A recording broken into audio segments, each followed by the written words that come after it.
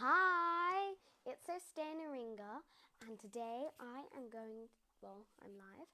I am going to be interviewing the amazing person, but we're going to do a little quiz, and I am going to tell you all about her and what she does, and we'll see if you guess it. So, hi! So, she is the founder of Ingenium in Movement, and she is also an amazing yoga instructor, and she does transformational coaching. I was just about to say her name. She can also do healing and therapy using her brilliant sound baths. So, please welcome Monica Ruiz to the live. I am just adding her now, so if you see my fingers, just excuse them. Right, I'm just adding her. Accept it. So give me some love. Give us some love and emojis. Hi there, Austeja. How are you? I'm great. Hi, how are you?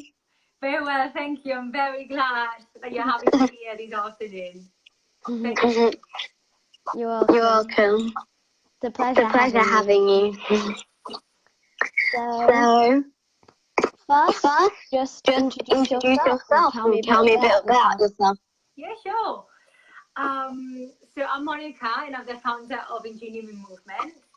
As you have shared your wonderful introduction, I'm a yoga teacher, and through yoga, through transformational coaching, and also meditation and mindfulness workshops, I empower people. I go with people through their own journeys of self-discovery, self-love, and in a way, finding that path that I want to pursue, whichever that path is.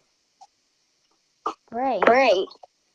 So I can hear you have an accent. Where are you from? So I'm originally from Barcelona, from Spain. I was born and raised there. Although I consider myself a bit of a global citizen because I lived everywhere. So now this is my second time in the UK, in London. I'm based in London. But I lived quite a long time in Singapore in Asia Pacific. I also lived in Germany. I've been in the US. So Wow. a little bit of a melting pot. So your business is called Ingenium in Movement. What does Ingenium mean?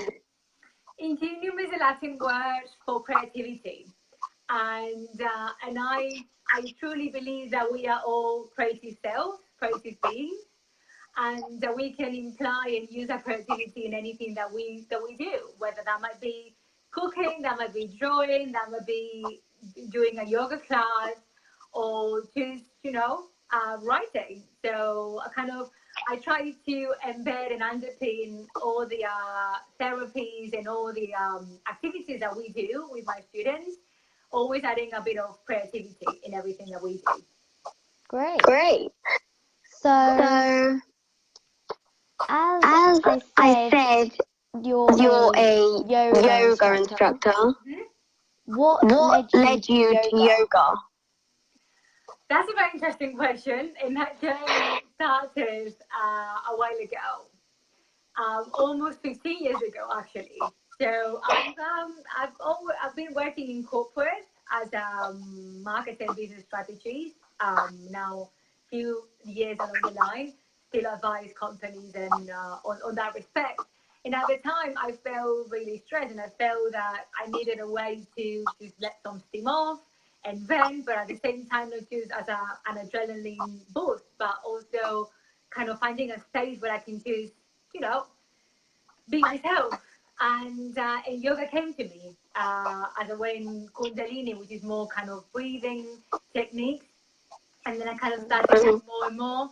And as I traveled and started moving and moved to Asia Pacific, I kind of took that with me. I got really a lot into it. And when I came back to the UK 4 years ago, I then decided to train as a yoga instructor, as a yoga teacher, and share that gift that yoga is with everyone else. So not just with me, with my partner, with my friends, but also with other people that might find that yoga is a door to self-love, is a door to self-discovery, and to be better about themselves. Yeah. So How do How you do you think think yoga yoga helps people? people? In my own experience, and also what I've seen in my students, yoga is an amazing opportunity to just show up on the mat and be whoever do you feel to be that day. Whether you feel strong, whether you feel tired, you feel sad, you feel happy, whatever it is a judgment-free space where you can explore, you can practice, you can have fun, you can let go of whatever crap you've been carrying with you that day. And then after that hour, 45 minutes, an hour and a half session, you feel much lighter with yourself, with your emotions, with your body, because you have created space through the movement and through the breathing. And that's kind of one of the wonders of yoga for me, is that you can take it with you anywhere you go. You can go to a class, you can practice with a teacher, or you can just take it with you anywhere, like I do when I travel. I take my travel mat with me, and I kind of sneak have an hour in a hotel room. Or when I'm in an airport, I just do a bit of an stretching and kind of I just get ready to jump on a flight. So that's actually the beauty of it, that it is accessible to all of us, anytime, anywhere. Great. Great. So, So, as as I I said, said, you do transformational transformational coaching. coaching. Do Do you you do do one-to-one one-to-one sessions? sessions? Yes. So most of my clients are on a one-to-one basis. And basically, they come from all sorts of backgrounds and with all sorts of perspectives. In a way that some people want to make a change in their career, a transition. Some people feel a little bit like they don't really know what's going on, but they feel that something is a little bit off. So we go into kind of a wider exploration into, well, what are the things that are working and not working, and what are the new things that we could actually do to get different results. Some people are actually going through transitions. So transition in terms of a job, of a life, they're getting separated, they are moving to a different country. It just happens that because I've been that person a few times that kind of just packed and go and start over again. I can really use all that experience, kind of that potential to reinvent yourself, to be there for my clients, and provide a space where they can just take the lead and drive that car. Because me as a coach, I think the important thing is actually acknowledging that the client has all the answers within themselves. They are absolutely aware, and they have all the answers within themselves. So I actually provide a space for them to grow, for them to express, for them to experiment, and then find their own way. So, what would you do in one of your transformational coaching sessions? So basically, I wouldn't really talk a lot. I will actually just ask you questions here and there to reflect about what the client is saying, to actually perhaps challenging the client if they are kind of saying things that are not fully cohesive. Like I might actually say, oh, I would really like to change my job. But then after that, I say, well, actually, I really like my job. So then me as a coach will say, well, what I'm hearing is that on one hand, you would like to change your job, but then on the other hand, you like your job. So how would you to these things actually cohabit together, coexist together? Sometimes we just apply different techniques, whether it's narrative, cognitive behavior, whether any sort of technique that we might, or tool that we might actually throw in terms of challenging self-limiting beliefs, or maybe challenging certain patterns that person is showing up that actually are holding that person back in order to achieve what that person wants to achieve. Because at the end of the day, it's not what I think as a coach. I'm judgment free. I'm just there to provide the space for the client to actually go on that path or pursue that action that they want to action, whatever that is. So kind of picking here and there, having a conversation. Sometimes clients actually feel more like venting, and that day, my boss told me this, and like, okay, fine, just lay all that out, and then we just kind of we run back into what the client wants to achieve on that session or that package of sessions. So we actually have a direction, a sense of direction, where we're going, Mm-hmm. making sure that our conversation and what we exchange is useful and serving the purpose that the client has in terms of what the client wants to achieve. So it's not just that, you know, we're a couple of friends, we're having a chat. No, actually it has a purpose and it has a direction. That's so That's so interesting. So, As you're the as you're the founder founder of of NGDM Movement, would being being a a yoga yoga instructor, instructor, doing doing transformational transformational coaching, coaching, and and using using sound sound baths baths come come under under that that business? business. So all in all, my practice, or actually my business, is aimed to empower people and make people feel better about themselves. So under that sort of overarching umbrella, you have different tools and different mechanisms. So one thing might be yoga, which actually involves a more physical practice with kind of breathing, but at the same time, it's actually bringing more mindfulness and presence. Now, mindfulness can actually also be achieved through coaching. So making the client more aware about what's going on for them in that precise moment. It can also be through the meditation and through the sound healing, which actually is about, there's a really interesting part, which is clearing and making that person feel lighter, but at the same time, just embracing and healing and kind of allowing that part of themselves that is not really showing up to actually show up and lead the way. So in a way, it's actually just complementary options and tools that people can actually use. There's not really one or the other. Is that actually what I do with my clients and my students is that they might come with me. They will come. We might start working with coaching, but then we become my yoga students afterwards. And then from yoga, they also kind of come to my meditation evenings. So there's a little bit of everything. So they also evolve. And sometimes when the coaching relationship ends because a person has achieved their goal and that we agree that actually that has feel a purpose, then that person might go and then come back into yoga. So you never know. But that's my purpose with all of this. So regardless of the method, it's actually empowering that person to kind of move forward and live a more authentic and true life. Wow. Wow. So where is Ingenium in movement based? Is it like online, online or or can can you you move move it it around, around, or do do people have to people come have to to come to you? you? It's actually both ways. So we are based in London, central London. Right now we have a gorgeous, spacious space in Vauxhall, in workspace in a workspace building. But also a lot of the work that I do with clients is online. So whether I meet my clients one to one, if we do meditation evenings, for instance, or any sort of kind of workshop, we most of the time we meet in central London. Although more and more I'm going to be more inclined in producing more online content, so people will actually watch it and consume it anytime on the go. So So do you do have you any have any goals for your goals for your business, business? as As in in like doing any doing any events or events things or like things that? like that? So yes, yeah, absolutely. Usually most of my events are happening in London, but because of my extensive network of friends and partners everywhere, I was in Singapore now in December doing some singing bowls.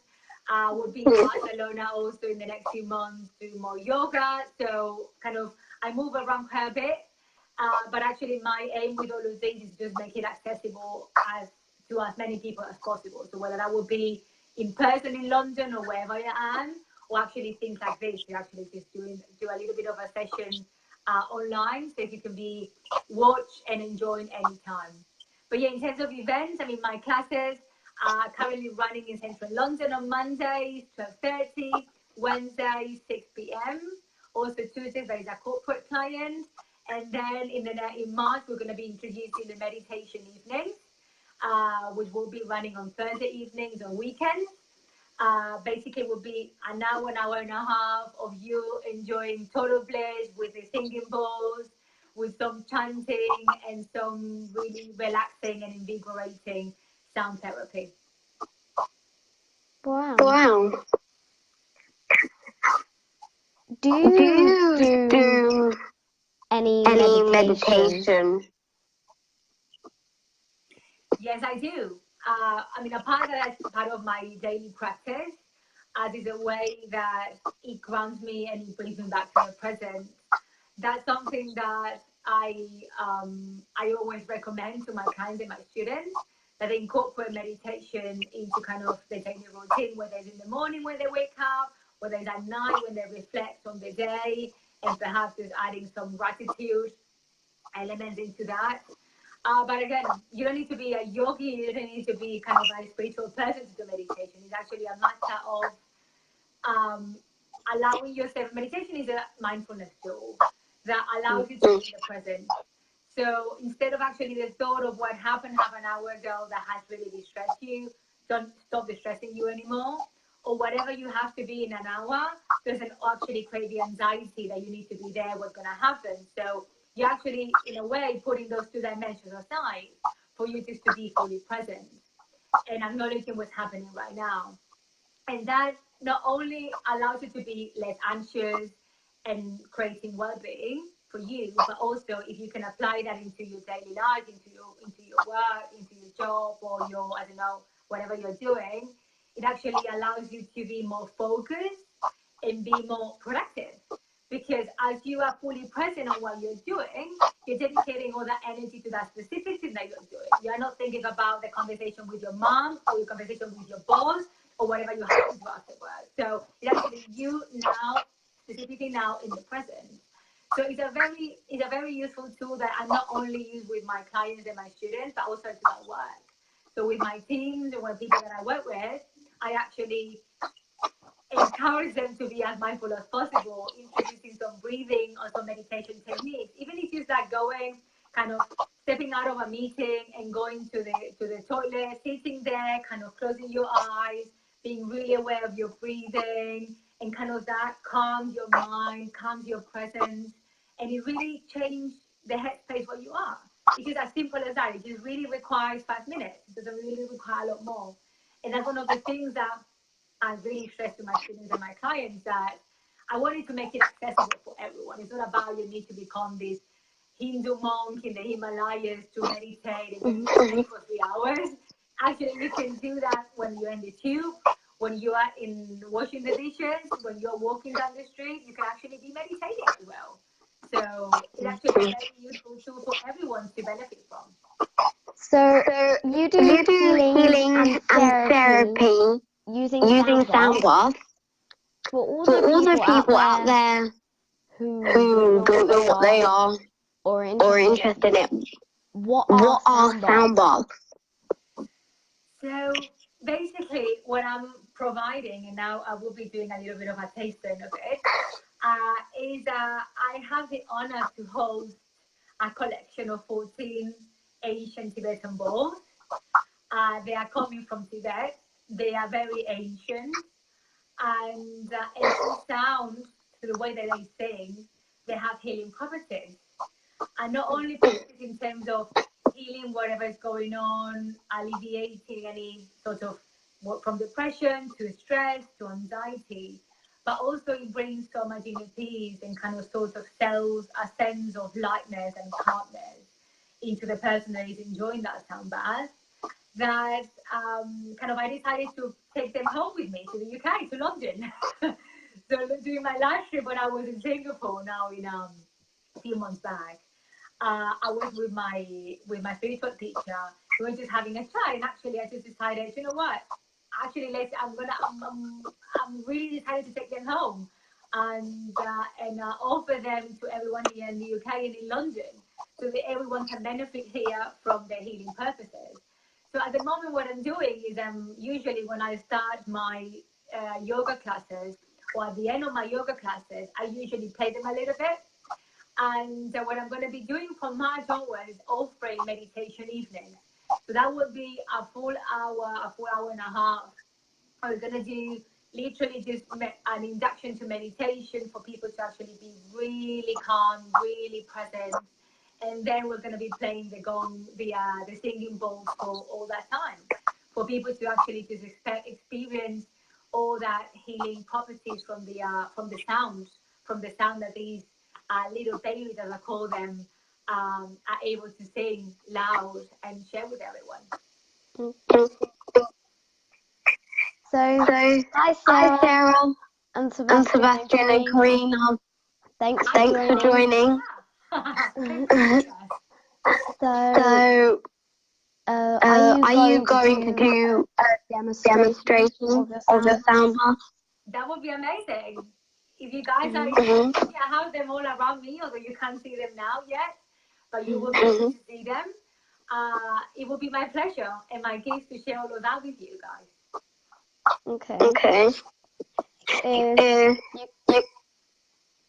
Yeah. Yeah, we're gonna change a little bit the camera. Okay. Okay. Hang on a minute. We're gonna come back. Yes. Now we're here. Yes. So you actually see me with some of my balls. You might not be able to see all my balls, but actually I have all of them around me. Before we start the little play, wherever you are right now, please, I will encourage you to be on a seated, on a comfortable position, whether it's seated, down. Option to close your eyes as well as your face, so you can actually enjoy all the waves and all the music, all the sound that's all these balls are gonna be producing for you guys.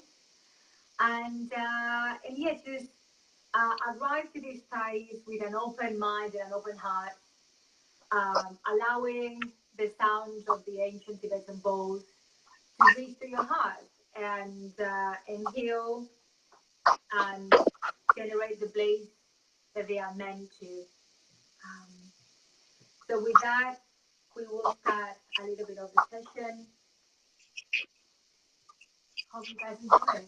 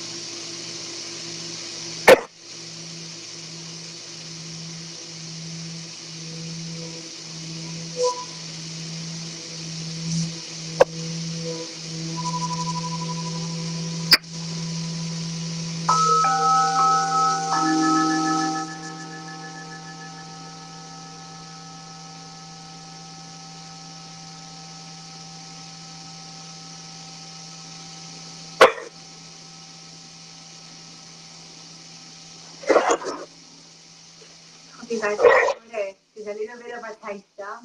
That I think I mentioned earlier that every single bowl represents a chakra.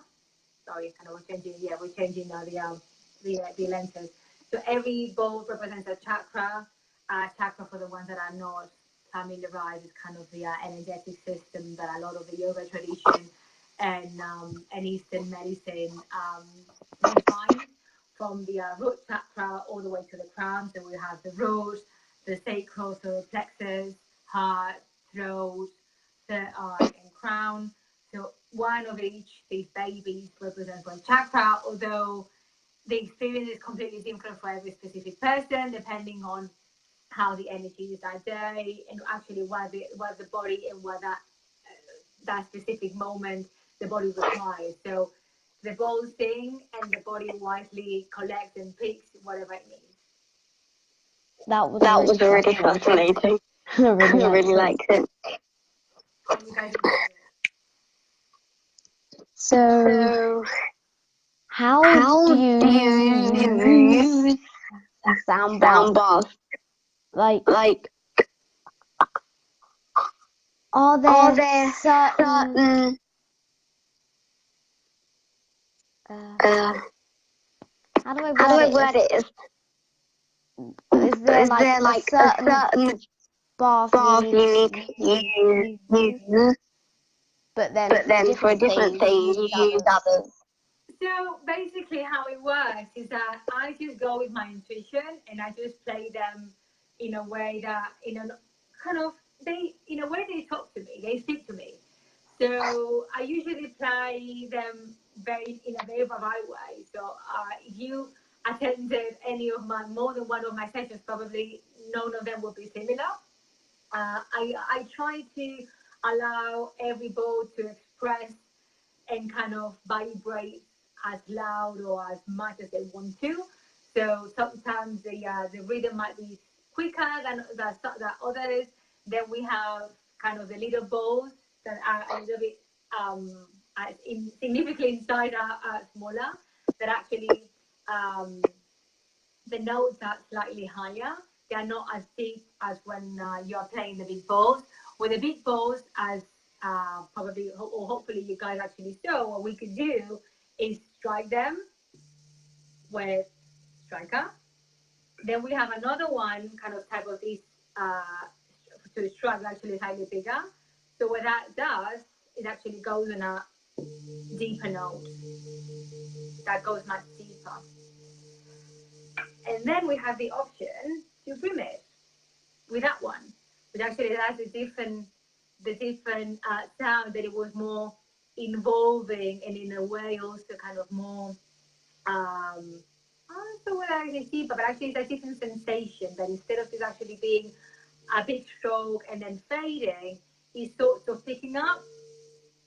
So I would say that the way that you can use all of that, you can use, as we were doing that now in a session, so I will be playing for a group of people, but we could do that individually as well. So they actually say that I can play the balls for you as a healing therapy. So I will place the balls on your body. So I'll be on a kind of specific part of your body, or even you can play the ball on your head, actually, if you wanted to. And then you will strike them or you will ring them as you go. And then the healing was actually, will go to that specific person's body and chakra. They can actually be played in many ways and in different circumstances, but for different purposes.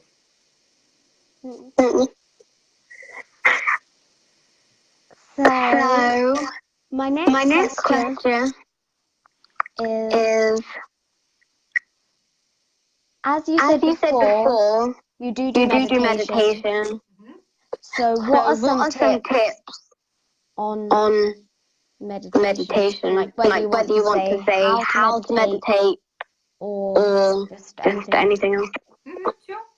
So in terms of meditation, what I recommend to my students is that they actually go into a habit. So they actually go and shape a specific ritual for meditation. So whether it's in the morning and then they always do in the morning, and they kind of find a specific space, whether it's in their own house, whether it's, I don't know, doing it in the tube. I actually meditate in the tube a lot of the days, that when I have to commute because it's loud and it's a lot of people, and actually a lot of the times when I feel that I most need it. Because I want to be within my space, I want to be withdrawing my attention to myself and keeping the energy to myself. And in a way kind of protecting from whatever is going on around me. So I would say that first, actually, just find a time in the day that suits you, whether it's in the morning, whether it's at night, usually a quiet time, so you have a space for yourself. Then, of course, sitting in a comfortable position, so whether it's cross-legged as I am right now, or whether it could be sitting on your heels, as I am right now, slightly elevated. Again, from our yoga perspective, that might be more extenuating and strengthening on the knees. So depending on how your knees are, you might want to just on your cross leg or just on a chair. I mean, it doesn't really matter. So in order to meditate, I would say we can do a little bit of an intro to meditation. So whichever your sitting position is, your hands might be just on your lap, on your knees, palms facing upwards, softening your gaze or closing your eyes. And the first step will be to tune into your breath. As I always say to all my yoga students, breath is the anchor that is going to bring you to the present. So start observing how you are inhaling from the nose, how your chest starts expanding, your belly expands as you keep inhaling, getting all the air through the lungs. And then as you start exhaling through the nose as well, how that belly and how that chest just draws all the way back until you don't have any more air left. And that would be the first step, to actually just, even if it was a way to visualize, a way to see kind of a stream of life that is just coming in and out through the breath. And as the mind will do, because the mind always does, yeah, always bombarding or kind of coming with a thought, just don't fight it. As it comes, just stand for that thought and then go back to the breathing, because the thoughts are going to keep coming. The thing is not about meditation, it's not having your mind in blank, not having any thoughts at all. It's actually just being able that whatever and regardless of what's happening around you, you're able to connect with yourself, you connect with the breath. That's kind of why breathing is one of the main anchors for meditation and also kind of a mindful life. So I would say that the first step is actually doing that little exercise with the breathing. So you visualize in the breathing, the air coming in and coming out. As that happens, also another technique that you can use is actually focusing your eyes into kind of your third eye, which is the point between your eyebrows and kind of in the middle of your head. That's what the yoga teachers say that's actually where the soul lives, or actually that intuition. There's a place where that intuition resides. So it might also help kind of just drawing your drishti, your focus into that point, and kind of from there, using that kind of starting point to also visualize kind of a stream of light coming from the crown of your head all the way down to the throat, to the chest, to the belly, all the way down, sacral to your roots, which are your sitting bones connecting with the floor, connecting with the ground, feeling you, making you feel really grounded and sitting tall. And as you start exhaling, actually driving and traveling all the way back from the road to the belly, to the chest, throat, all the way out. So there are certain ways that you can use visualization. You can tune into your breath in a way to actually be really present and mindful into the now. And as I said, also based on my own experience, don't really try to fight the thought because the thought is gonna come.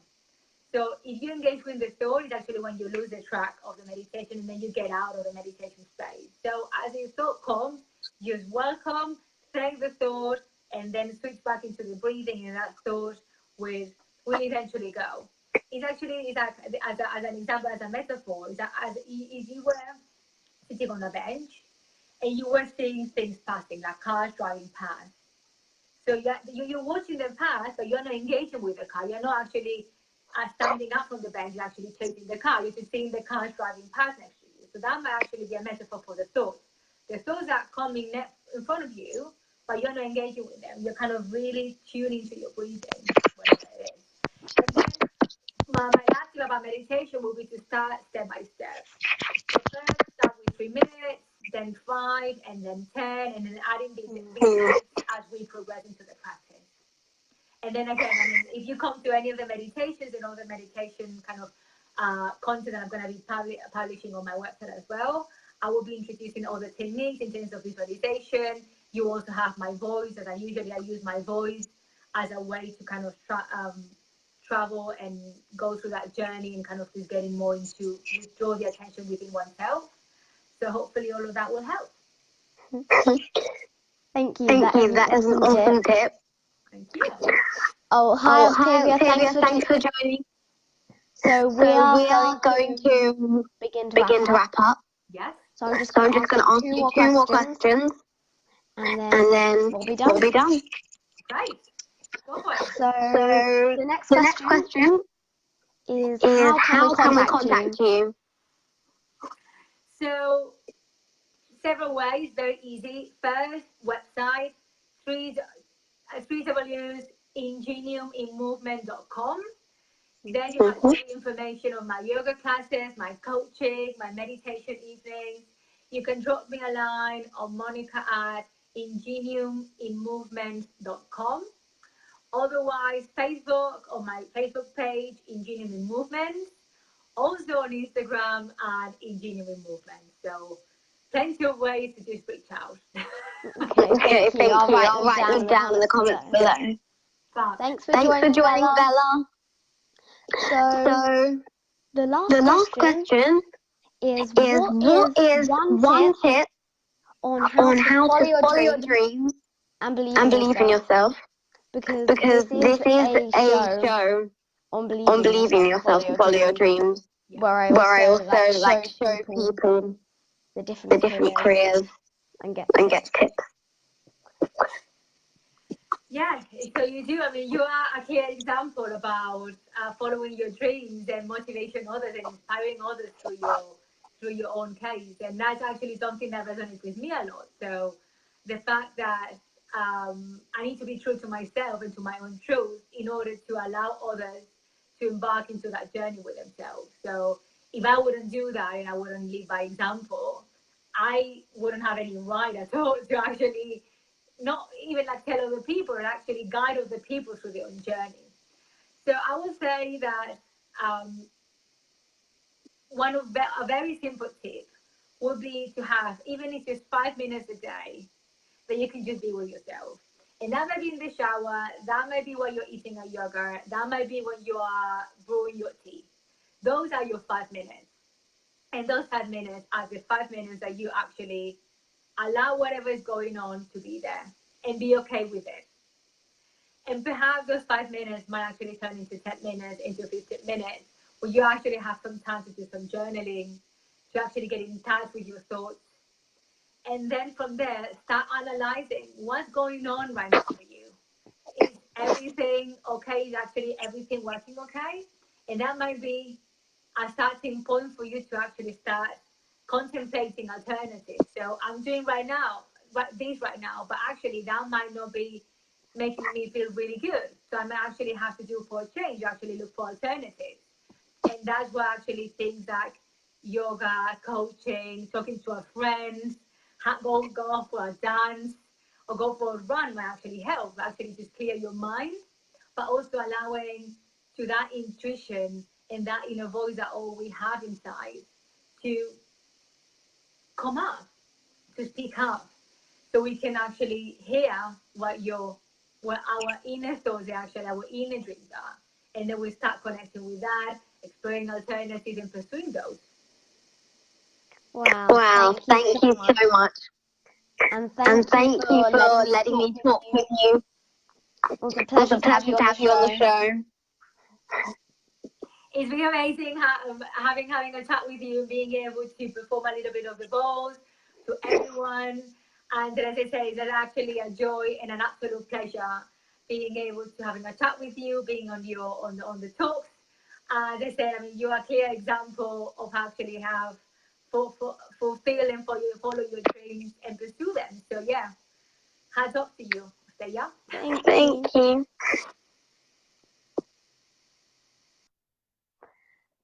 So, that is Monica Ruiz for you.